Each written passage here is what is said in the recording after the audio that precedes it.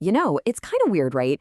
We've got AI that can master the most complicated games on the planet, but then it'll turn around and fail at something that seems ridiculously simple. Well, today we're going to unpack a quiet revolution that's shaking up the entire world of artificial intelligence. We're talking about a brand new kind of competition. Think of it as an Olympics, but not for the AI models themselves, but for the data that actually powers them. It's this massive paradox. You see these incredible AI systems that have, basically superhuman skills, but they can get tripped up by the most unexpected, simple mistakes, like a self-driving car getting confused by a little sticker on a stop sign, or a medical AI that's a genius in the lab but completely falls apart in a real hospital. The answer, it turns out, isn't about making the AI's brain bigger. It's about feeding it a much, much better diet. All right, so here's the game plan for this explainer. First, we'll get into the old way of doing things, what I'm calling the AI model obsession. Then we'll see exactly why that whole approach just slammed into a wall. After that, we'll talk about the new philosophy that's changing the game. We'll introduce the star of the show, DataPerf, peek inside the competition, and then wrap up with why this whole data-centric future is so incredibly important. So for the longest time, the big race in AI was all about one thing. Who can build the biggest, the fastest, the most complex model? The data? Well, the data we used to train these things was just there. It was treated like a static, unchanging resource that you just dump into the machine and hope for the best. Think of it like cooking. The old, model-centric way was all about building a fancier and fancier oven, right? A convection oven, a smart oven, a fusion-powered oven. It just assumed the ingredients were already perfect. But what happens if your ingredients are actually garbage? The data-centric approach completely flips that script. It says, hey, let's just use a standard oven for now and instead focus all our energy on getting the absolute best ingredients. It's such a simple shift in thinking, but oh man, the consequences are profound. And this quote it nails the problem perfectly. Because everyone was so obsessed with the models, all the really hard work of cleaning, sorting, and curating data was seen as grunt work, the deglamorized part of AI. And that neglect, it created some really serious hidden issues that were just waiting to bubble up to the surface. And right on cue, those problems led the entire field straight into a wall. See, in the AI world, we measure how good our models are using these things called benchmarks. They're basically just standardized tests. But what happens when all of your students start getting a perfect score on the test? This is exactly what researchers started calling benchmarked saturation. On these super famous tests, like ImageNet, our best AI models were hitting near perfect, sometimes even superhuman scores. Now that sounds great, but when everyone is acing the test itself stops being a useful way to measure anything. The yardstick is broken. You can't tell if a new model is genuinely smarter or if it's just a tiny bit better at that one specific test. This saturation point forced the whole community to stop and ask a really hard question, which is captured perfectly right here. Are we actually making real progress, or are we just overfitting? Basically, are we teaching our models to just memorize the answers to the test instead of actually understanding the subject? It's a huge, critical difference. And listen, this wasn't just some academic debate.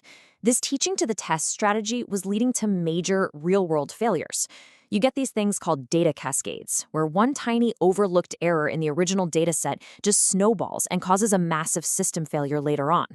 You get models that look absolutely perfect in the lab, but then their accuracy just plummets as soon as they're out in the wild. And as you can see, these data problems are a huge reason we see so many persistent issues with bias and fairness in AI. It all starts with the data.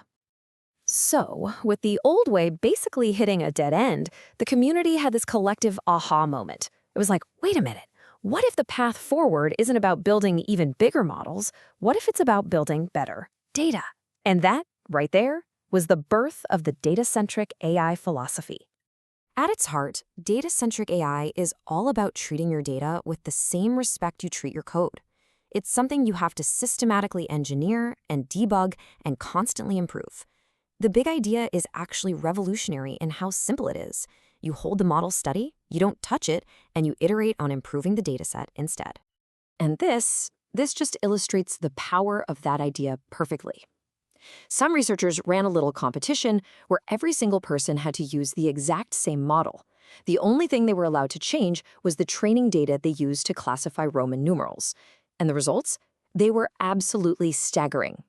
Just by cleaning up and improving the data, competitors took this one model from about 64% accuracy all the way up to almost 86%.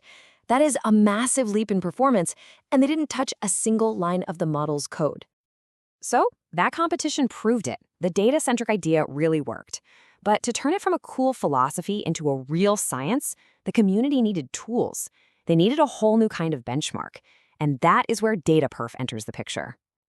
So what exactly is DataPerf? Well, unlike all the old benchmarks that were built to test models, DataPerf is built to test the data. It's a whole suite of challenges designed to measure how good a dataset is or how well an algorithm works at cleaning or selecting or even creating data. It's not about finding the best model, it's about finding the best data. And that's why I call it the Olympics for AI data. Now, at the very heart of DataPerf is this brilliant concept they call the data ratchet. Okay, picture a wrench that can only tighten a bolt, it can never loosen it. That's the data ratchet. You start by finding a model's weaknesses with a really tough test set. Then, you use what you learned to go back and fix and improve the training set. That better training set makes a better model, and then you use that better model to find even newer, more subtle flaws, which helps you build an even tougher test set. It's this amazing virtuous cycle that just keeps tightening and locking in quality improvements one turn at a time.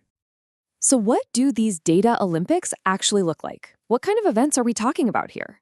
Let's take a quick look inside the competition. DataPerf is made up of a few key challenges. In one event, training set creation, you basically have to build the best possible dataset from scratch. In another, data selection, you're handed this giant, messy pool of data, and your job is to write a program that picks out only the most valuable pieces for training. Data debugging is all about finding and flagging errors, and then there's slice discovery, where you have to find these hidden little pockets of data where a model is secretly, consistently failing. And that last one, slice discovery, is just incredibly important. This is a real example from the research. A model was built to spot collapsed lungs from chest x-rays, but it turns out it was cheating. It was mostly just looking for the presence of a chest drain, which is a common treatment. So the model was failing miserably on this critical slice of patients, the ones who had a collapsed lung but didn't have a chest drain in yet. Finding these hidden failure points, it can literally be a matter of life and death. And that brings us right back to the sheer impact of all this. Remember that Roman numeral challenge? Just by focusing on the data, competitors got a 21.4% jump in accuracy. That's not a small number. It's just a powerful, powerful reminder of where the real leverage is for building better AI. So, let's zoom out and look at the big picture here. This whole shift from being obsessed with models to being obsessed with data, it's not just some trend for researchers. This is really the key to making AI work for everyone, everywhere. At the end of the day, when we focus on making our data better, we're doing so much more than just chasing a higher score on a leaderboard. We are directly tackling the biggest, thorniest problems facing AI today. Better data leads to more accurate systems. It leads to fairer systems because we can actually find and fix the biases hidden in the data. And that, ultimately, leads to AI that's more reliable and trustworthy, the kind of AI we can actually feel confident using out in the real world. We always imagine the next huge AI breakthrough is going to be some wild, complicated new algorithm. But what if it's not? What if the next great leap forward in AI comes from a team that simply creates a better, cleaner, more thoughtful, more representative dataset? The data-centric movement says that's not just possible, it's probably likely. And that changes everything.